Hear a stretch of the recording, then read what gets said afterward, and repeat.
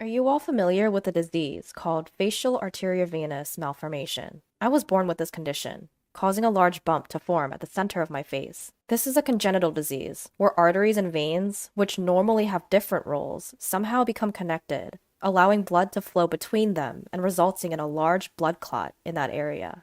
From a young age, I underwent numerous surgeries, each one causing further distortion of my face. And during my school years, particularly in elementary school, I was terribly teased by the boys in my class. This facial disorder, impossible to hide no matter how hard I tried, led to severe self-consciousness. I honestly thought I would end my life without ever experiencing love or marriage, believing there would be no one who could love someone with such an ugly appearance. I seriously thought so, at least until I met him. I, Sophia, was a hopelessly negative person, lacking self-confidence, and recognized by others as such. Although I was somewhat influenced by what people said about my disease, the existence of my family, especially my sister, was what really exasperated my complex. You see, my sister Mia has beautiful double-fold eyelids, long lashes, a perfectly shaped nose. She's as pretty as a doll and is often complimented. My parents were extremely proud of her and frequently gifted her new clothes, shoes, and hair accessories. In contrast, my ugliness, a product of my disease, was treated as if I didn't exist. They'd say, "It'd be pitiful for Mia to be seen as siblings with such an ugly sister." For this reason, my parents did not want me to spend much time with my sister. However, Mia didn't care about my disease at all. She treated me normally, even giving me the toys and hair accessories she'd received, and defending me against those who made comments about my face. She was always there for me. While I love and cherish her for being such a saving grace in my life, my parents' love was always directed at her. They showed no interest in time. And for instance, even if Mia got grades in the 70s, they would compliment her. "Getting this high is incredible! Our Mia is not only pretty, but also good at studying. We're truly proud of her." But no matter how well I did on a test, they would always dismiss it with, "You know, being good at studying isn't enough to get you through life. In this world, even if you're not very smart, you can get by if you're attractive and pleasant. Since you're not good looking, I think you're going to have a hard life." When I found a pretty dress I liked, they'd say, "It might look good on Mia, but it wouldn't suit your face. You'll just become a laughingstock, so you better not wear it." When I showed interest in makeup and bought a magazine with my own allowance, they'd tell me, "Makeup can't cover up to your level. It's a waste of time." They kept comparing me to Mia, and every single thing I did was denied, and I lost confidence, more and more. Mia often protested against my parents' attitude towards me, but that just made things worse. That's when I realized there really is no place for me in this family. And it's not like I had a place at school either. I was teased by the boys in my class with nicknames like Monster or Face Weapon. And there were times when I was avoided because people said they might catch my disease if they touched me. Even in middle school, although the treatment wasn't as harsh, there were still boys who would grimace just by me being next to them. And while no one would say anything to me directly, I would often hear whispers about me.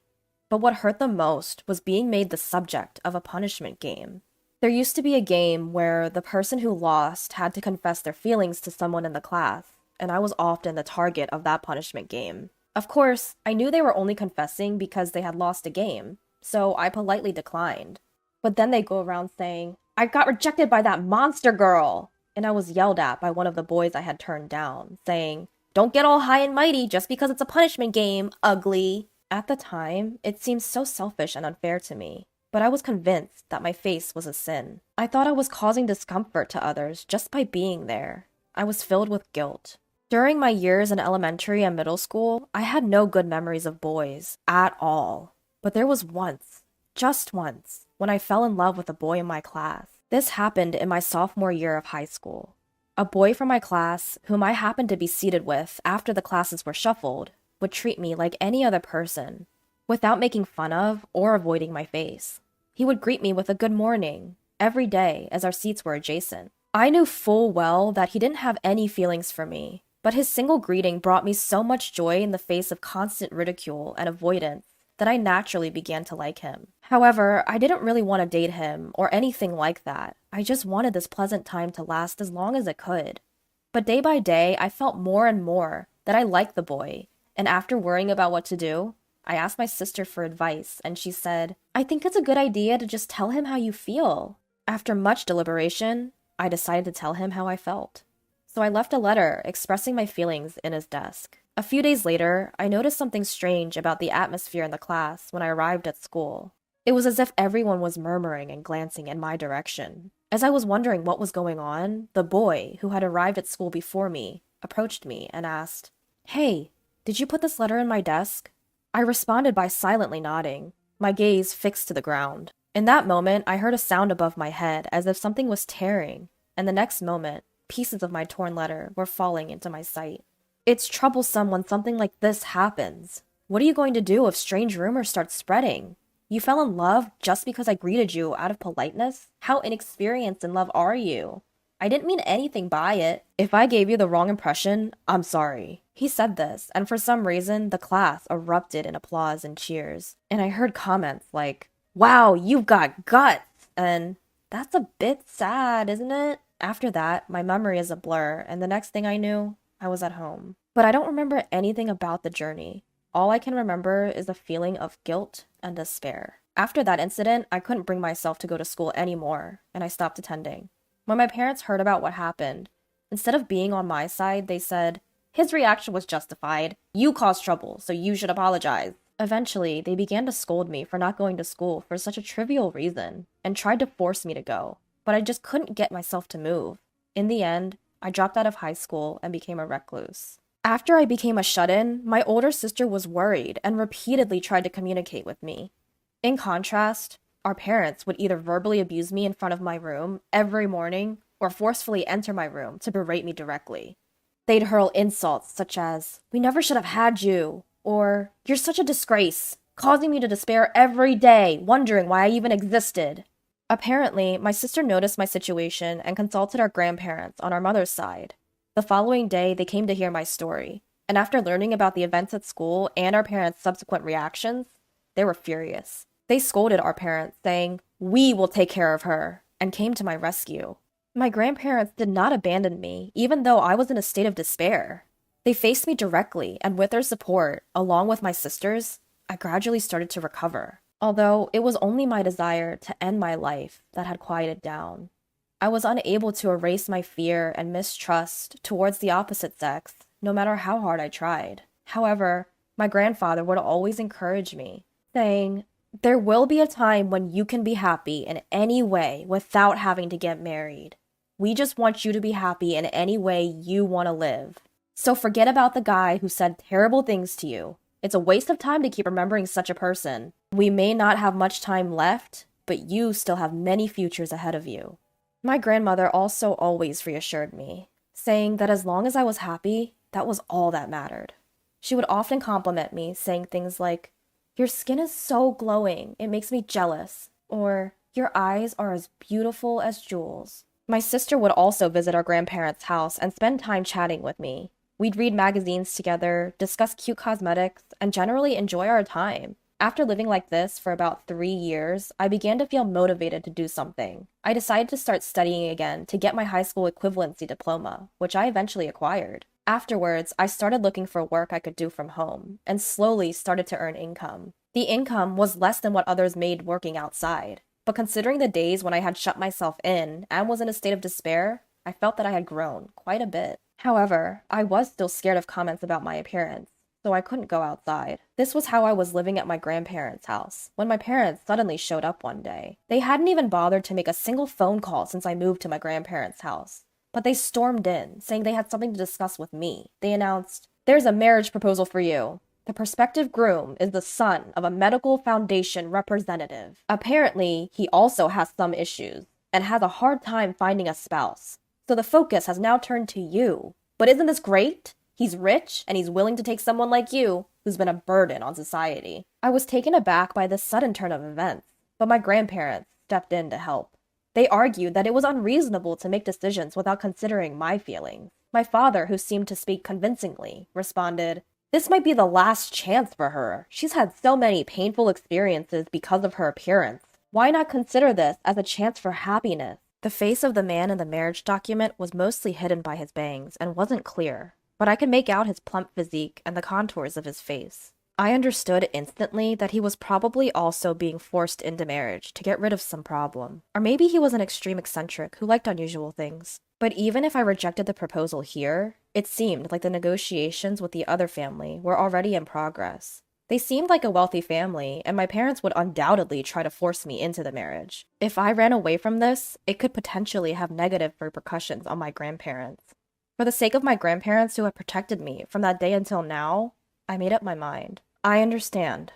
I will accept this proposal. Upon hearing these words, my grandparents' eyes widened. They embraced me and tried to persuade me numerous times. You don't have to go along with such a ridiculous proposition. However, I told them through tears, Grandma, Grandpa, until that day, I had lost all hope in life. But because you were by my side, I was able to enjoy living until now. I can't thank you enough, but I don't want to cause any more trouble, so I've decided to accept this marriage proposal. Maybe, like Dad said, this is my last chance. My grandparents cried soundlessly and hugged me tightly. And then a few days later, I had to meet with the man from the proposal and his parents. I hadn't expected that this meeting would change my fate at all. The prospective groom, a man named Matthew, was hunched over and always looking down. His face was mostly hidden by his hair, and his skin seemed to be rough in places. His voice was so quiet that I sometimes couldn't understand what he was saying. Matthew barely glanced at my face throughout our meeting and only answered questions in short, clipped sentences. I wondered, is this man going to be my husband? He can't even hold a basic conversation. However, I was in no position to complain. Both sets of parents seemed not only enthusiastic about the marriage, but acted as if it was already decided. I felt comfortable, but I didn't feel like I could say no. Eventually, the marriage arrangement was agreed upon. Sure enough, as the son of a wealthy family, a luxurious high-rise apartment was provided as our new home, furnished with high-end branded appliances and furniture. However, our conversations didn't flow well. It was almost like he couldn't see me. He was so silent. However, being constantly silent was also stressful, so I tried to find a conversation topic. Why did you accept this marriage proposal, Matthew? Upon asking this, he surprisingly began to take off his long-sleeved shirt. Confused by his sudden action and in a state of panic, I saw that his skin was red and appeared inflamed. He explained, I suffer from a skin disease called psoriasis. It doesn't transfer from touch, so please don't worry. But because of its appearance, I've reached this point without any romantic experiences. There were even rumors that I had an STD, which is impossible. Moreover, my appearance is so unattractive that even my parents don't want to involve themselves with me. They probably brought up this marriage to get rid of me. I'm sorry for involving you in my circumstances. After explaining, he redressed and bowed deeply to me. I saw a glimpse of inflammation at his hairline, and I understood that he was growing his bangs long to hide it. I see. Please, raise your head. I'm in a similar situation too. When Matthew raised his face, I told him everything about my past. When he heard my story about high school, he started crying. I can't believe something like that happened to you. It must have been so hard at the time. It's unacceptable that a guy would do that to you, treating you like an exhibit. That's outrageous. He became angry to a stranger on my behalf and offered me words of comfort. Despite having experienced his share of hardships, he cried and became angry upon hearing my story. I wondered, how kind-hearted is this man? Seeing this, I commented, we seem quite similar, don't we? Matthew replied, blushing with a shy smile. I was thinking the same thing. After that, we spent the entire night sharing our life stories, crying, getting angry, and sympathizing with each other. From then on, we slowly started to understand each other. I tried to understand his disease and collected a variety of information, trying everything from dietary therapy to supplements. But, I noticed that he was surprisingly picky about food, especially vegetables. So I tried different seasonings and cooking methods and made various arrangements so that he could eat more easily. Then perhaps, finding the taste to his liking, he began to enjoy his meals, saying they were delicious. He began to improve his constitution, little by little, by taking in nutrients through meals and taking medication. Also, to reduce stress, we started doing things like yoga and having lots of conversations, and I saw Matthew's smile slowly increase. Matthew never made a nasty comment about my face, but rather, he repeatedly praised me, saying, cute, while blushing. Just once when I asked him, don't you dislike my face? He told me, not at all. It's part of your character, and I think it's cute. And you've managed to stand up on your own despite going through tough times. I don't think there's another woman who's as strong and wonderful as you. His words gave me a profound sense of comfort. Over the following few years, we carried out a plan to improve Matthew's physical condition. As a result, his skin inflammation calmed down a bit, and the inflammation at his hairline became less noticeable. Moreover, thanks to his disciplined lifestyle, he lost weight and turned into a slim and smart-looking Matthew. I couldn't help but fall in love with him all over again. When he tidied up his obstructive bangs, it suited him very well. Matthew, who had been shy about his skin condition until now, said, "I can't show Sophia an unsightly figure." He became more confident, and the impression of the people at his office slowly changed for the better. Apparently, he hadn't told anyone about his disease, assuming they wouldn't understand. When he finally opened up about it, he was surprised that everyone accepted him. They even told him, "Why didn't you tell us? Trust us more." One day, while we were spending such days, Matthew suddenly said, "Hey, do you want to have a wedding ceremony?" Even though I had become a bit more positive since marrying him, I was still afraid of appearing in front of a large crowd. When I hesitated, he said, "If you really hate the idea, of course we don't have to. But I thought it would be a good way to express our gratitude to the people at my company who helped me. But the fact that I can even think like this is all thanks to you, Sophia. The old me would have thought that a wedding ceremony was impossible because I didn't want my dirty skin to be seen. But thanks to your cooperation, my symptoms have calmed down. So I think I can face forward more than before." His gentle words moved me, and after a lot of soul-searching, I decided that I wanted to take a step forward and agreed to have a wedding ceremony. But I don't have any friends, so the only ones I invited were my parents, grandparents, and my sister. However, when it was less than 4 months until the wedding, my sister was found to be pregnant. To be safe, my sister decided to absent herself, so in the end, only my parents and grandparents attended. My grandparents were happy to participate, but my parents clearly disliked the idea. However, they couldn't refuse due to their status, so they participated reluctantly. The same was true for Matthew's parents. They didn't seem happy at all, but because some of their foundation's associates and people they knew were attending, they reluctantly agreed to come. But both sets of parents were good at maintaining appearances, so in front of the other guests, they said things they didn't really think, such as, "We struggled with his illness, but we're glad that he has grown up so well," or, "We're proud of our child, who has lived strongly without being defeated by prejudice," all the while pretending to be moved to tears. The guests, fooled by our parents' false tears and words, even shed a few sympathetic tears, which only added to my astonishment at their audacity in wanting to be seen in a good light despite everything. But Matthew was not one to silently endure our parents' deceit. When it was time for the groom's letter to be read aloud, he chose that moment to speak about his past. He spoke about how he had endured a difficult time as a student because of prejudice and discrimination due to his skin disease. Despite his condition not being contagious, no one would touch anything he had touched.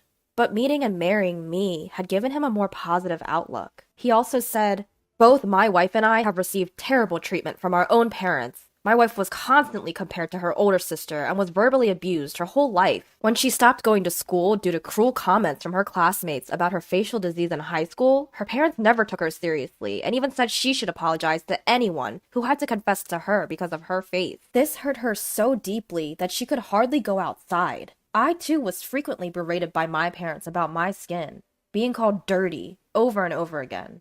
Here is the proof." With that, he played a recording of his parents berating him for his skin condition. The voice recording included terrible comments like, "Your skin makes us uncomfortable to look at," and "We should have never had a child with such dirty skin." His parents tried to stop the recording, but it was too late. The cold stares of the listeners pierced them, and they were dumbstruck. My parents also seemed extremely uncomfortable as whispers circulated around them. Despite the awkward conclusion to our wedding ceremony, many of the invited guests expressed their understanding towards us, with comments like, "You've worked hard until now," and "We'll keep supporting you." However, this public revelation later became a big issue.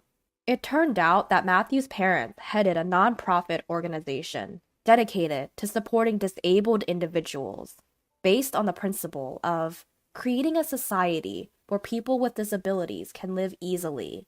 The revelation that they had been cruel to their own child who suffered from a skin disease became a problem.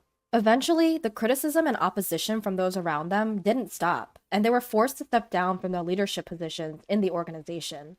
As for my parents, it was revealed that they had accepted a substantial dowry to marry me off to Matthew, and they started being referred to as beasts who sold their own child for money by those around them. However, they squandered that dowry for their own selfish desires, and with no knowledge whatsoever, decided to dabble in stocks, leading to a huge loss. Eventually, they ended up in debt due to the tune of over $200,000, far exceeding the amount of the dowry they received. They had the audacity to ask for our help, but we firmly refused. Even when they came knocking a few more times, we moved away and changed our phone numbers. Now, we're living peacefully together.